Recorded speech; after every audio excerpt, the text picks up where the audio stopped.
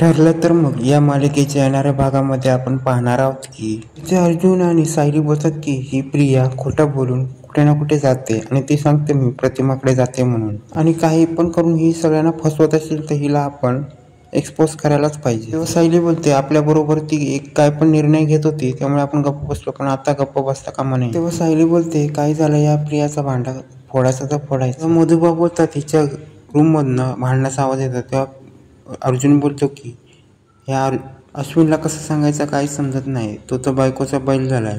तेव्हा सायली ठरवते की प्रिया आता घर सोडून कुठे जाते हे मी शोधल्याशिवाय मी गप्प बसणार नाही. त्यामुळे आता सायली रात्रीच्या वेळी प्रियाचा पाठलाग करण्यास सायली निघते. त्यावेळी ते प्रिया गाडीमध्ये महिपतला कॉल करते. महिपत प्रियाला सांगतो की कसली माहिती मिळाली. तेव्हा प्रिया बोलते आश्रमातील एक माहिती मिळालेली आहे. तेव्हा प्रिया महिपतला बोलते या दोघां अर्जुन आणि सायलीमध्ये काहीतरी बोलणं झालंय, पण ते मला काय व्यवस्थित समजलं नाही. तेव्हा महिपत बोलतो मला काय ती लवकरात लवकर योग्य ती माहिती पाहिजे, आणि महिपत बोलतो लवकरात लवकर ती माहिती घेऊन तू असं माझ्याकडे पोच. तेव्हा प्रिया बोलते लवकरात लवकर माहिती तुमच्याकडनं घेऊन येते मी बघते जाऊन काय आहे ती माहिती. तेव्हा प्रिया रात्री सायली आणि अर्जुनच्या रूम मध्ये घुसायला बघते. तेव्हा सायली तिला दरवाजावर अडकवते. तेव्हा सायली प्रियाला बोलते तू कुठे जाते, कसले कसले पुरावे शोधते मला कळलंय, आणि तू पुरावे शोधण्यासाठी आमच्या रूम मध्ये येतेस आणि तू आता पुरावे नष्ट करण्यासाठी आमच्या घरात घुसते. तेव्हा प्रिया बोलते मला काय गरज आहे पुरावे नष्ट करण्याची. तेव्हा प्रिया बोलते तू या घरामध्ये तुझं महत्त्व वाढवण्यासाठी मला खोटारडी ठरवतेस.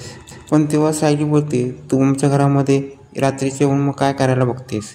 तेव्हा पण प्रिया हे ऐकल्यानंतर तिकडनं निघून जाते, पण सायली तिच्यावर वॉच ठेवते. तेव्हा सायलीला कळत असतं की हिला जर माहिती मिळाली असेल तर ही 100% महिपतकडे जाणार.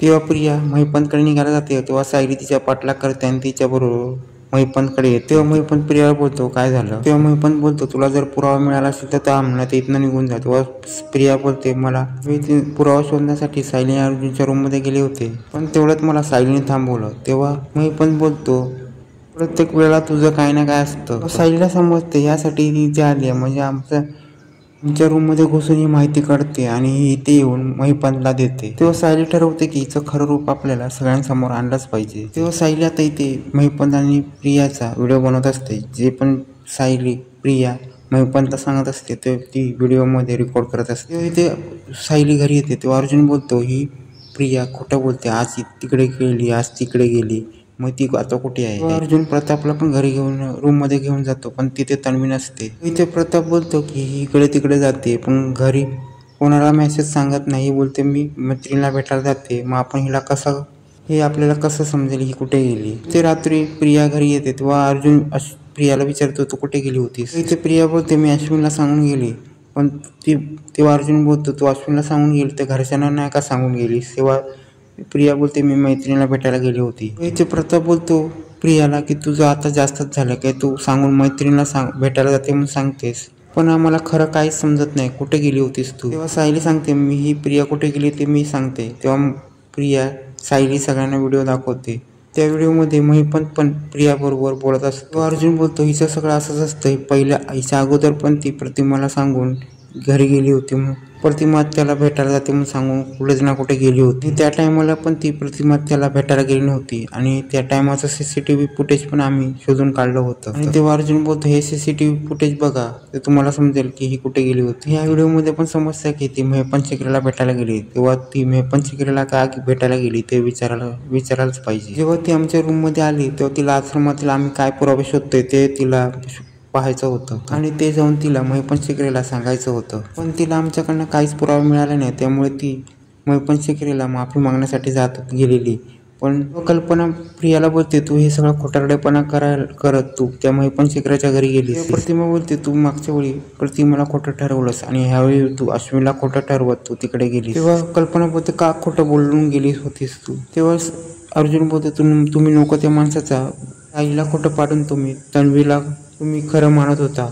तेव्हा कल्पना बोलते काही झालं तरी मागच्या वेळी मला कळलं होतं की तू खोटं बोलत होती, पण मला वाटलं ना तू एवढी खोटं बोलशील, आणि सगळ्या गोष्टी आता आमच्या समोर आल्या. दुसऱ्या दिवशी अर्जुन महिपतला जाऊन भेटतो आणि बोलतो की तू प्रियाला भेटायला सांगतो आणि तिच्याकडनं सगळी आमच्याकडची माहिती तिच्याकडनं घेतो. महिपत बोलतो मी काय प्रियाशी माझा काही कॉन्टॅक्ट नाही, मी काय पण तू करून साक्षी आणि मला ह्या प्रियाशी आमचा काहीच कॉन्टॅक्ट नाही आहे.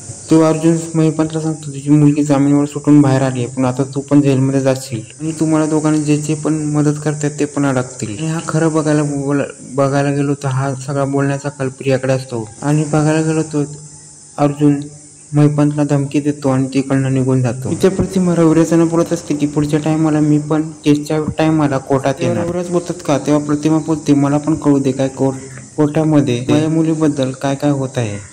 तेव्हा रविराज प्रतिमाला होकार देतात.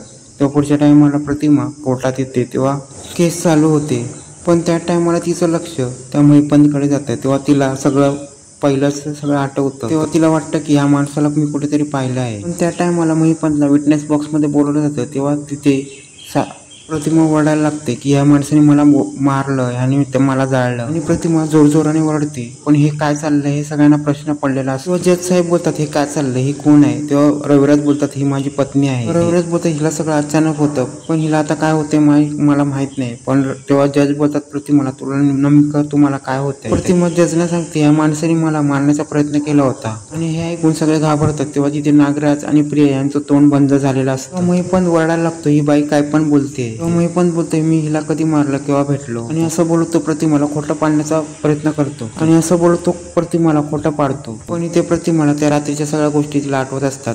त्यानंतर रविराज हिला कोर्टातून घरी घेऊन येतो. तिला रविराज शांत करतो. तेव्हा इथे प्रिया प्रतिमाला बाजूला घेते आणि बोलते तू काय बोलतेस, तू काय बडबडतेस, या महिपंतचा आपल्याशी काय संबंध असू शकतो आणि तुला परत एकदा भास व्हायला लागलाय असं मला वाटतंय. तुला महिपंत आणि नागराजला अडकल्यासारखं वाटत असतं. महिपंत आणि नागराजच्या डोळ्यात चित्र येतं की आपण अडकलो आहोत आणि दोघांनाही काय करायचं काही समजत नसतं. ती अर्जुन आणि सायली प्रतिमाला पाठिंबा देण्यास तयार असतात, कारण की तिच्या बाबतीत जे पण घडलंय ते शोधण्यासाठी ते तयार असतात. तेव्हा इथे महिपंत आणि नागराज ठरवतात की काही झालं तरी पण या प्रतिमाचा आपल्याला गेम खलास करायचा आहे. आणि ती पुढे काय बोलत राहिली आणि तिला काय आठवत राहिले तर आपला गेम संपलाच समजायचा. तेव्हा महिपंत नागराजला सांगतो तू आणि प्रिया मिळून या प्रतिमा सत्याग्रहात शेवट करायचा, काही पण करून तिला संपवा आणि जर आपल्याला अडकायचं नसेल तर तिला संपवलाच पाहिजे. आता अर्जुन आणि सायली प्रतिमाच्या पुढे कसे ढाल म्हणून उभे राहणार आणि यापुढे तिचा कसा जीव वाचवणार हे पाहणे रंजकच होणार आहे.